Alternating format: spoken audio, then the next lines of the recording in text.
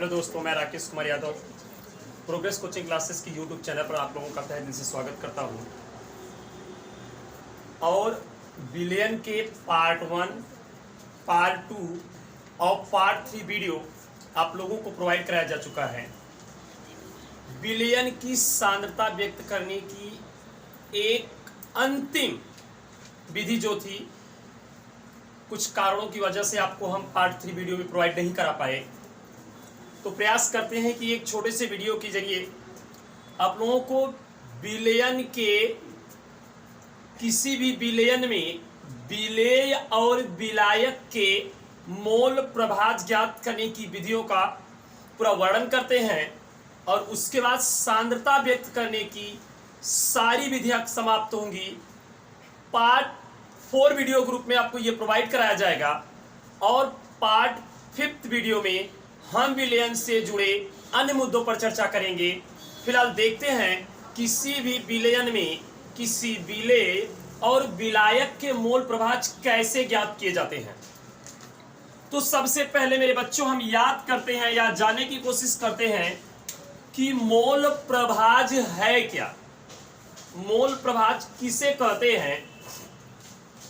तो विलयन के किसी एक घटक के मोलों की संख्या और विलयन में उपस्थित उसके सभी घटकों के मोलों की संख्या के अनुपात को उस घटक का मोल प्रभाज कहते हैं।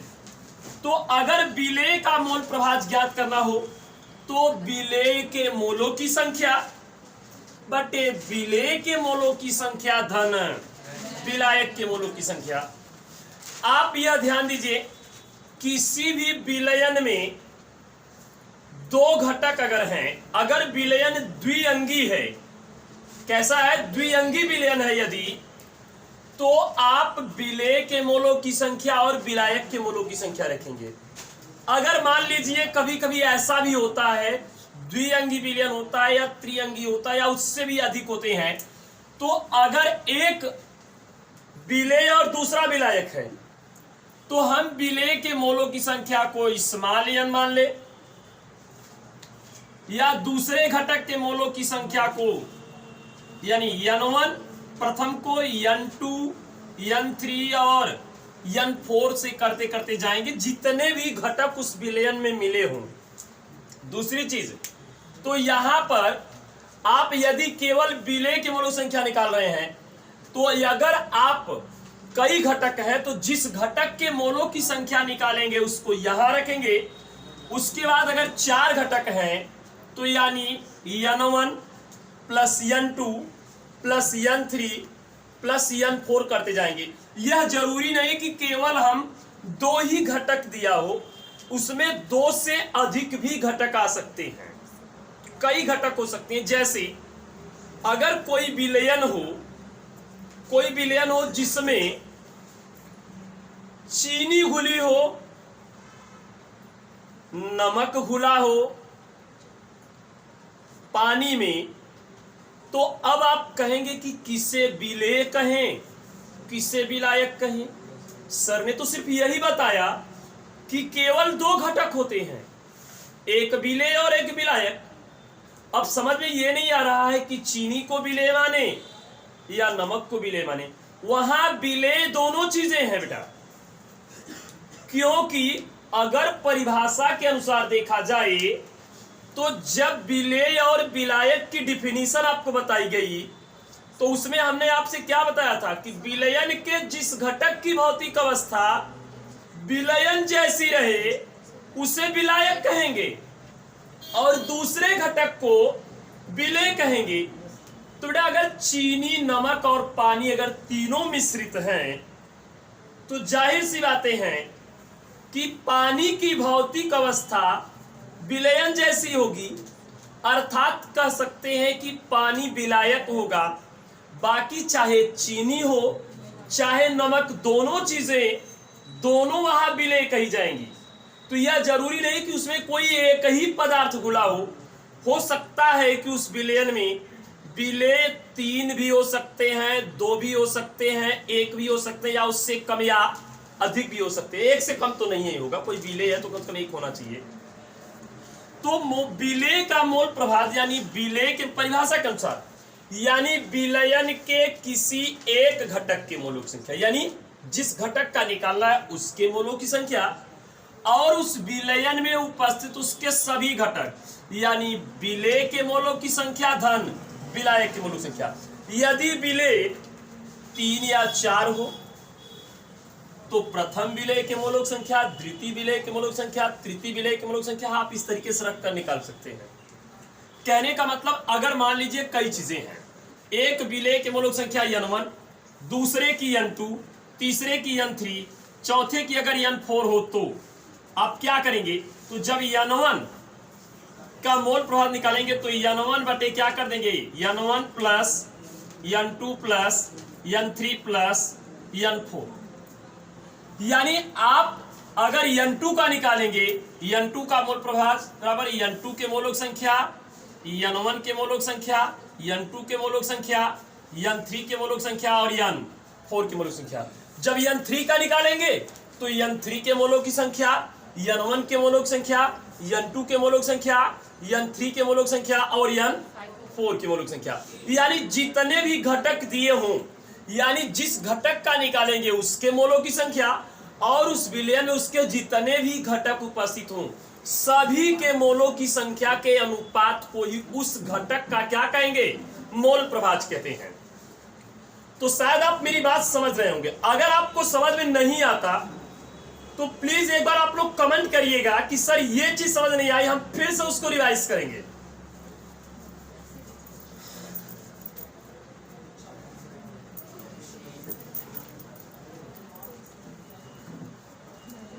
तो विलेय का मोल प्रभाज विलेय के मोलों की संख्या बटे मिलेय के मोलों की संख्या धन विलायक के मोलों की संख्या। जब विलायक का मोल प्रभाज ज्ञात करेंगे तो विलायक के मोलों की संख्या बटे विलायक के मोलों की संख्या धन विलेय के मोलों की संख्या। यदि हम यह मान लें कि उस विलयन में विलेय के मोलों की संख्या स्मॉल n और विलायक के मोलों की संख्या कैपिटल N हो तो क्या करेंगे,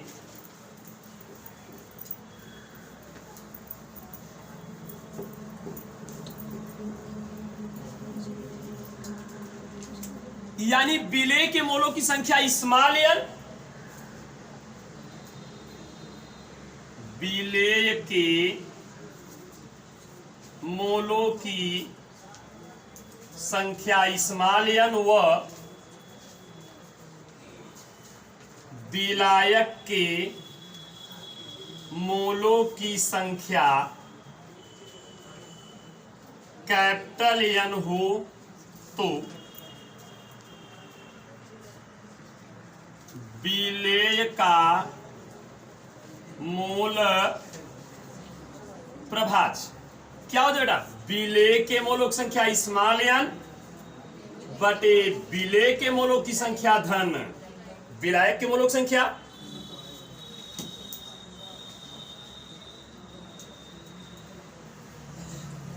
विलायक का मोल प्रभाज विलायक के मोलों की संख्या बटे विलायक के मोलों की संख्या धन विलेय के मोलों की संख्या। चलिए मेरे बच्चों, हम जानते हैं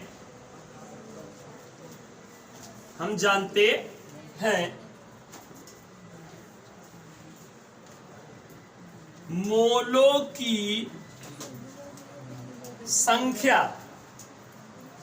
मोलों की संख्या होती है बेटा यानी पदार्थ का भार बटे पदार्थ का अणुभार, यानी पदार्थ का द्रव्यमान और बटे पदार्थ का मोलर द्रव्यमान, यानी पदार्थ का भार बटे पदार्थ का अणुभार। यदि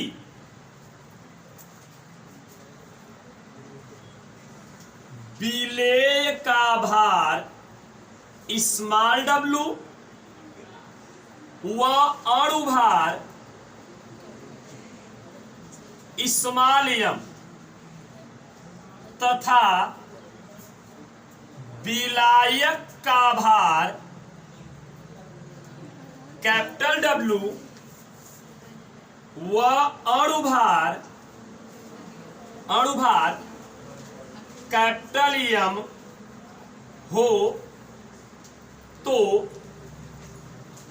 स्मॉल n बराबर यानी विलेय के मोलों की संख्या बराबर विलेय का भार बटे विलेय का अणुभार और कैपिटल N बराबर यानी capital W by capital M यानी विलायक का भार बटे विलायक का अणुभार। तो विलेय का मोल प्रभाज स्मॉल w बटे स्मॉल m कुल के बटे स्मॉल w बटे स्मॉल m धन कैपिटल W बटे कैपिटल M। मतलब विलेय के मोलों की संख्या बटे विलेय के मोलों की संख्या धन विलायक के मोलों की संख्या। विलायक का मोल प्रभाज कैपिटल W बटे कैपिटल M कैपिटल W बटे कैपिटल M धन स्मॉल w बटे स्मॉल m यानी विलायक के मोलों की संख्या बटे विलायक के मोलों की संख्या धन विलेय के मोलों की संख्या। थोड़ा सा यहां लिख देते बेटा नो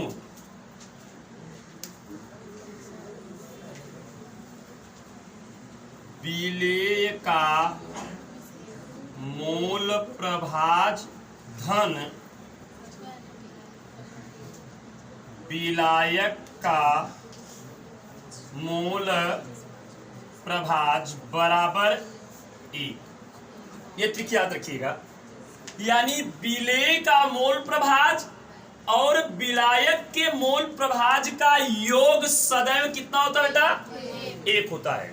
अगर 4 घटक हो 5 घटक हो अगर विलयन द्विअंगी हो त्रिअंगी हो या चतुसंगी हो तो भी उन सभी के मोल प्रभाजों का योग सदैव 1 आएगा।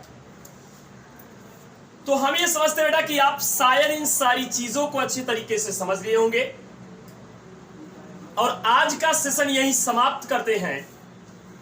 और विलयन की सांद्रता ज्ञात करने की लगभग सारी विधियों के सारे वीडियो आपको प्रोवाइड करा दिए गए। उम्मीद रखते हैं ऐसी आशा रखते हैं आपसे कि आप पूरी मेहनत के साथ इस वीडियो को देखेंगे। अगर वीडियो पसंद आए तो कम से कम चैनल को सब्सक्राइब जरूर करिएगा, वीडियो को लाइक करिएगा और प्रयास करिए कि ज्यादा से ज्यादा लोगों को शेयर करिए। थैंक्स। नेक्स्ट वीडियो आपको कल प्रोवाइड होगा विलयन के अलग मुद्दे पर। Thank you.